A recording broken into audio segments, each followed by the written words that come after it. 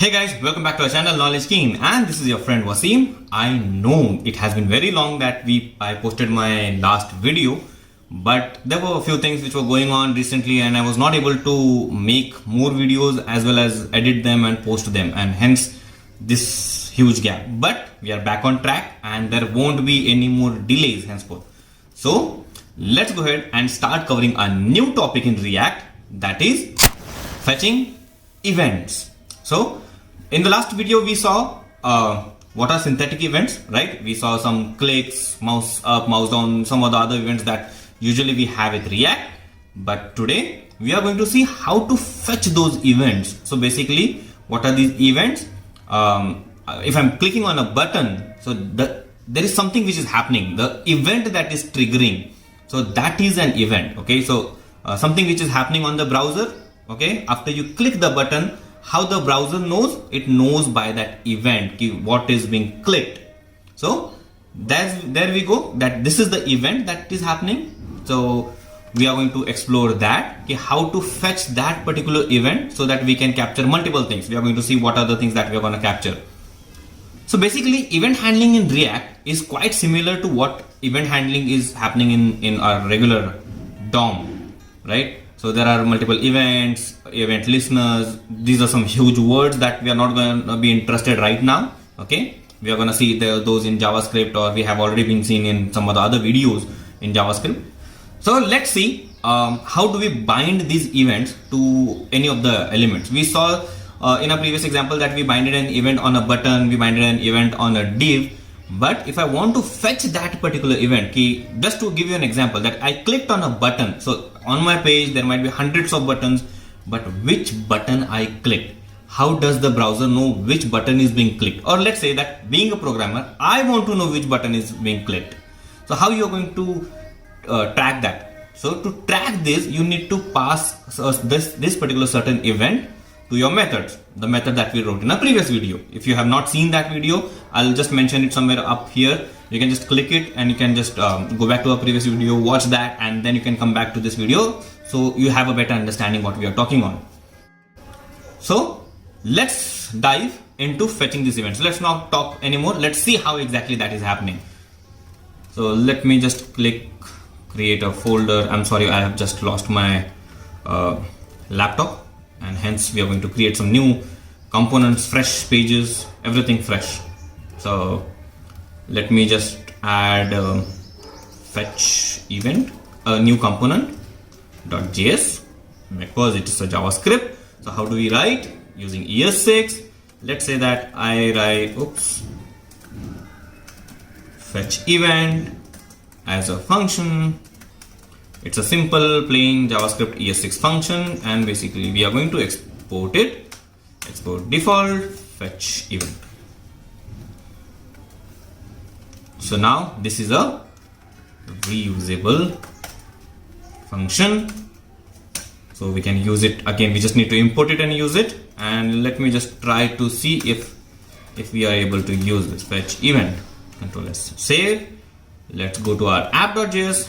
We used to do like this, right? And go into our div and add this fetch event component. You see the import is already being placed. We have seen this multiple times. We have seen how to write a component. We are continuously seeing it again, and we are going to see it in all the future videos, because that's the way we learn, by trying and running it multiple times. So fetch event. This is the event. Okay, let's go to our browser, fetch event. Yes, we have it over here. So on this fetch event, let's try to add a button. So before we just try to start fetching the event, I'll just like to explain you that there are three ways you can fetch the event on any kind of a button, div, or any element in HTML. So whenever you write some function, on click, on double click, on mouse up, mouse down, key up, key down, there are so many events we have. But on any of these functions that we have, okay, event handlers you can say. So on click is an event handler. So whenever you click something, so you write some function to handle that event, correct? So there are three ways to do that. Let's see those one by one. We have seen one in the previous video. That was like, let me just quickly add a simple button, right? onClick equal to, let's say that I just write click here. It's a simple button, and this is like my click handler, right? And this click handler is nothing but a simple again function like click handler. The same way we have written it up. I just write a console.log. Let me just make it a bit bigger so that you can see it more clearly. I hope this is visible now. Click handler, I am being clicked. Okay, and save. Just go to the browser. We have a click button. I hope you can see it now. Let me just go to our console. Oops.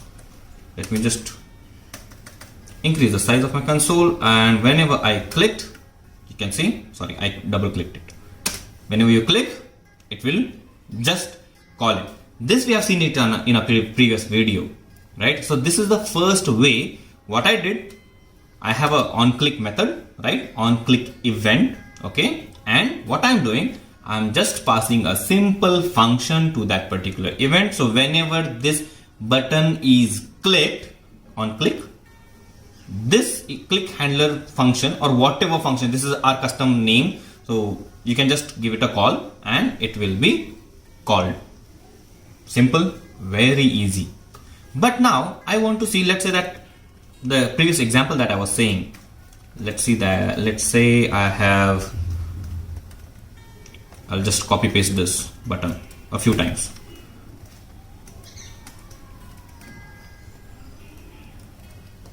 Oops.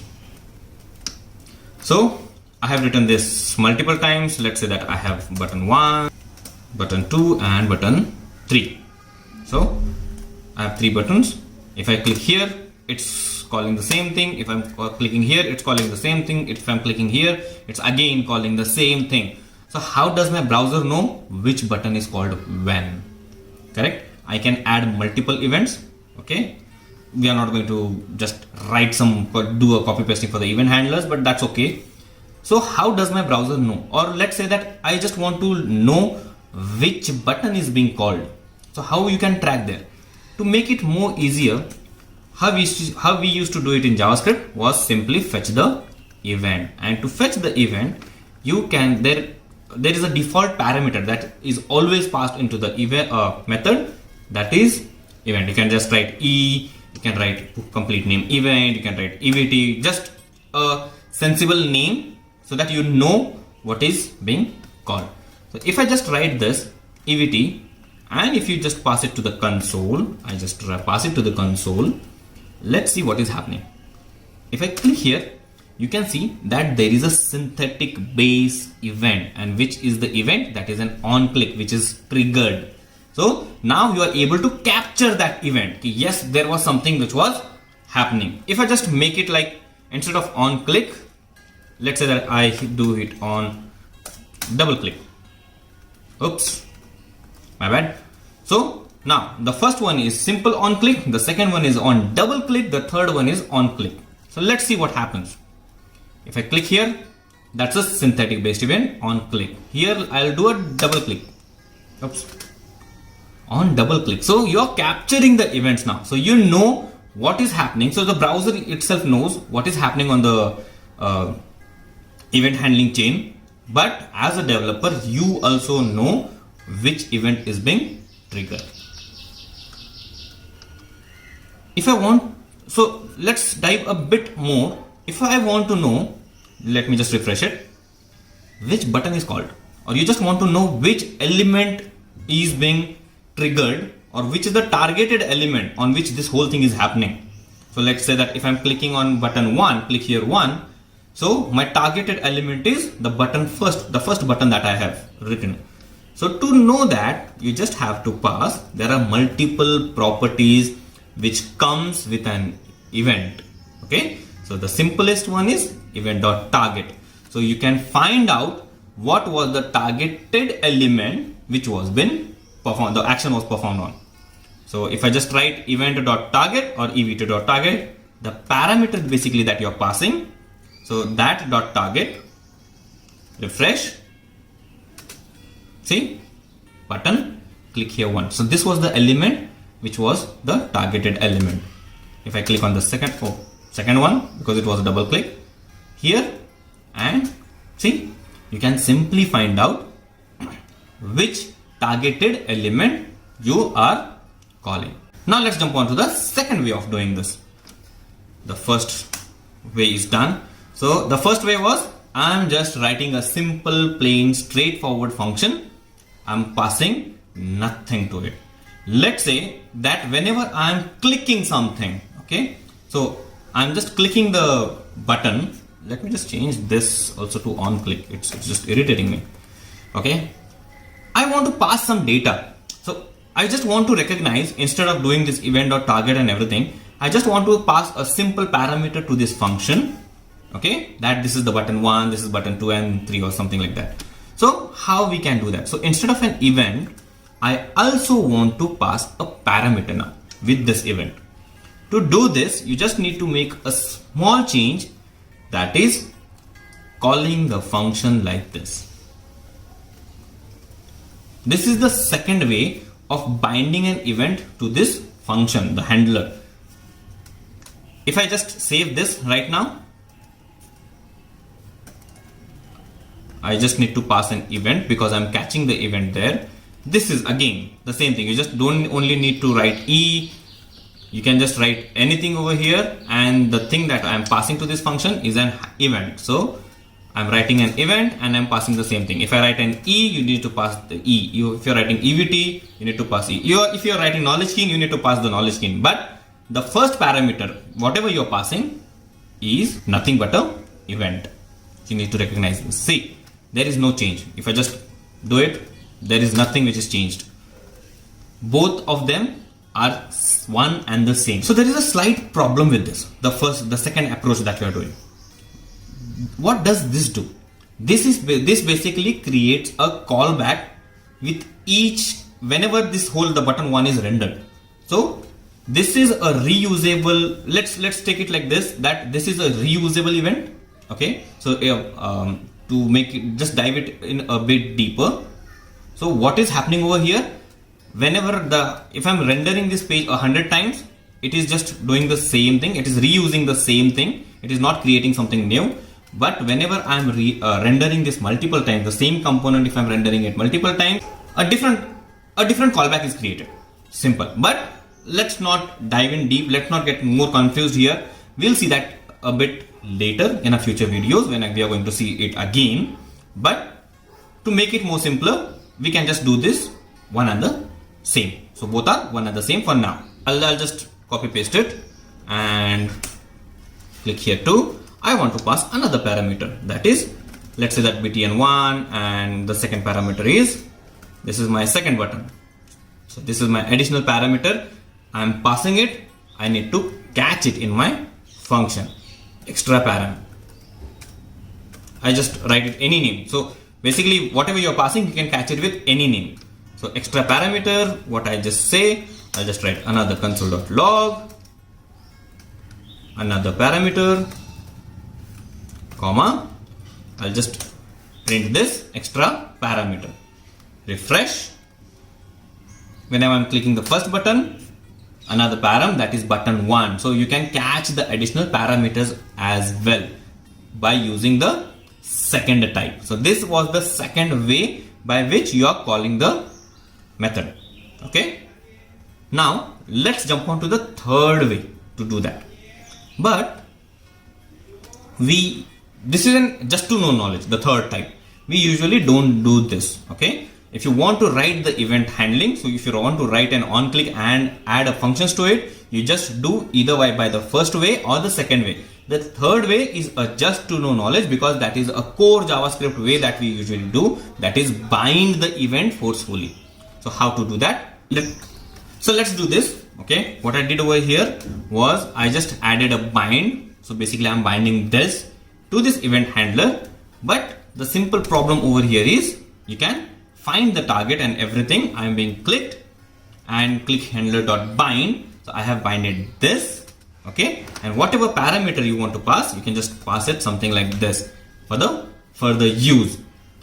This is the way I'll just make it like this, all the three things in one go, just for you to understand.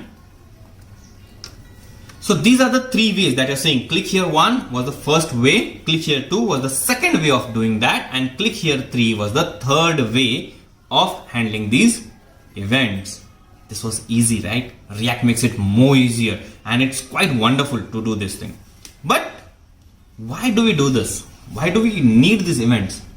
I'll just give you another simple example that why really we need these events. Let's take an example that instead of buttons, as I said, I can write these event handlers on any HTML element. What if I want to write something like this? Ahref is equal to www. Our favorite site, google.com, and let's say that click here is another. It's a simple link. If I click it, it just opens the google.com. Oops, I did something wrong. It should be http:// so that it opens it wonderfully. It's just appending here. My bad. If I click it, it just takes me back to the Google site, right? But I don't want my website to be redirected somewhere else. Let's say that instead of Google, I have something test. Okay. If I do this, if I just click it, it just appends it to my address bar, which I really don't want. I don't want it to redirect. I just want a simple link which should be clicked. What if you want to avoid this default behavior of Anchor that it forcefully takes you to a different address? Here my address is changing, right? It is forcefully taking me to a different address, which I really don't want. So how you can avoid this? Okay, how you can prevent a default behavior? To do that, we really need a event.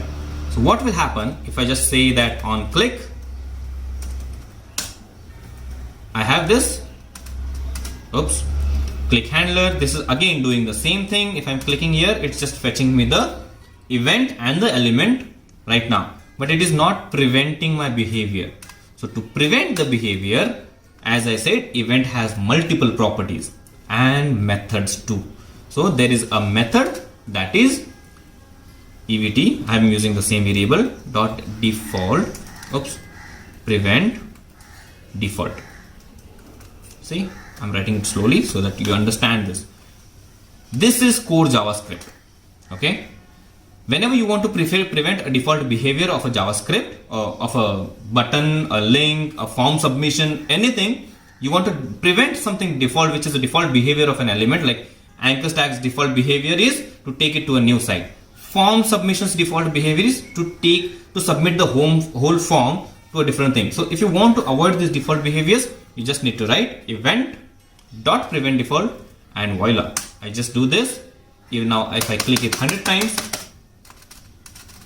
see, it is clicking, but it is not taking me to a new address. Easy. So there are multiple things. So event.prevent default is there. Event.stop propagation is there, so that it stops the default bubbling, capturing of events, and there are a lot of things that you can do with events. So this is a short video. I hope this was interesting to make you understand how you can fetch these events, how you can use these events, and you can do multiple things with these events. And there are wonderful things that you can do with event handling. If you want to just learn it deep, okay, if you want to dive deep into events, you have to learn the event handlings and event listening concepts of JavaScript, which is really interesting. We are going to make videos on that in our JavaScript sessions, but not in React, because React also does the same thing hand in hand. It just adds an overlay onto the core JavaScript event handling framework so that it works similar on all the browsers. So React adds its own layer of synthetic events on the core JavaScript events. That's the reason I said in my previous video that we don't write onClick like this. There is no onClick small. It's written in camel casing because React adds an additional layer on this. I hope this was interesting. I hope this video makes sense, and we are back on track. And you all know that you just have to click the like and subscribe button to keep on watching our videos. And please do let me know in the comment section what you really like and what you really don't like from my videos. I know you guys have been doing this and I really appreciate it. Thank you so much for giving this all this love. See you soon.